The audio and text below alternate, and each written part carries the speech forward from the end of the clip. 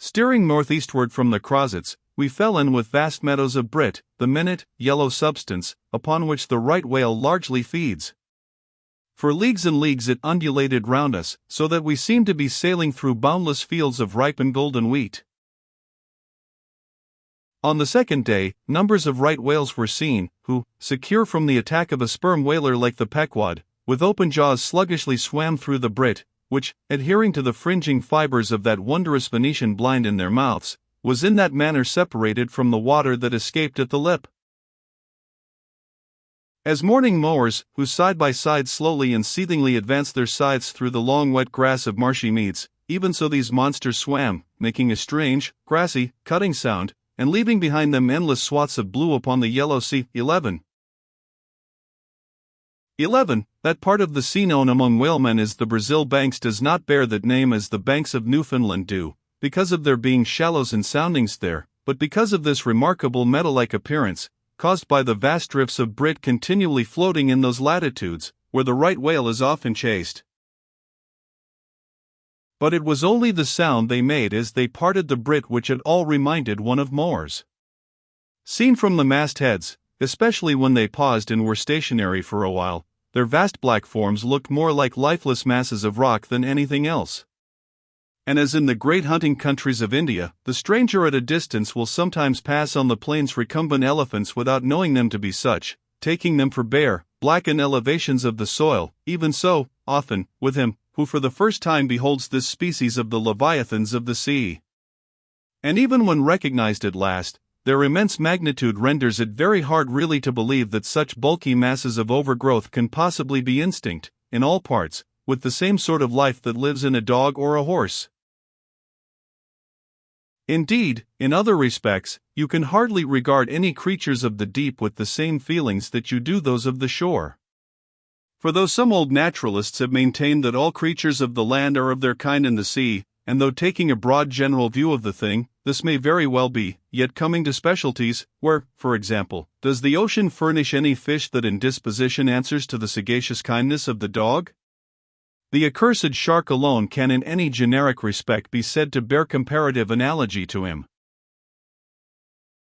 But though, to landsmen in general, the native inhabitants of the seas have ever been regarded with emotions unspeakably unsocial and repelling, though we know the sea to be an everlasting terra incognita, so that Columbus sailed over numberless unknown worlds to discover his one superficial western one, though, by vast odds, the most terrific of all mortal disasters have immemorially and indiscriminately befallen tens and hundreds of thousands of those who have gone upon the waters, though but a moment's consideration will teach, that however baby man may brag of his science and skill, and however much, in a flattering future, that science and skill may augment, yet forever and forever, to the crack of doom, the sea will insult and murder him, and pulverize the stateliest, stiffest frigate he can make. Nevertheless, by the continual repetition of these very impressions, man has lost that sense of the full awfulness of the sea which aboriginally belongs to it.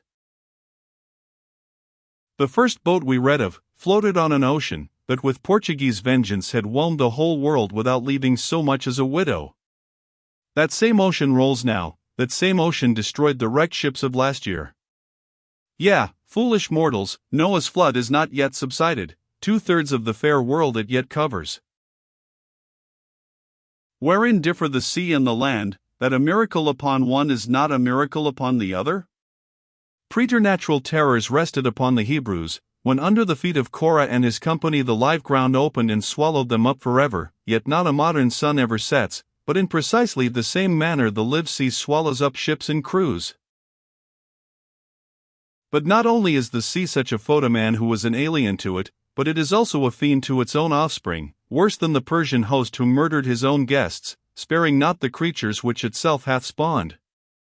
Like a savage tigress that tossing in the jungle overlays her own cubs, so the sea dashes even the mightiest whales against the rocks, and leaves them there side by side with the split wrecks of ships.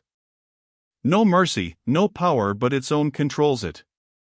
Panting and snorting like a mad battle steed that has lost its rider, the masterless ocean overruns the globe.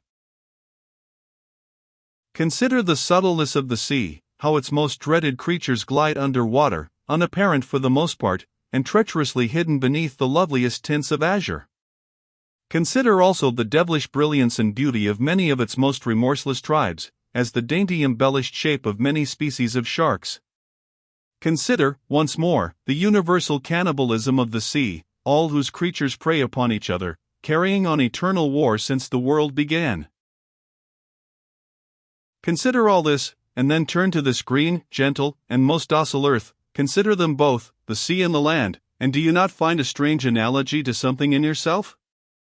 For as this appalling ocean surrounds the verdant land, so in the soul of man there lies one insular Tahiti, full of peace and joy, but encompassed by all the horrors of the half-known life.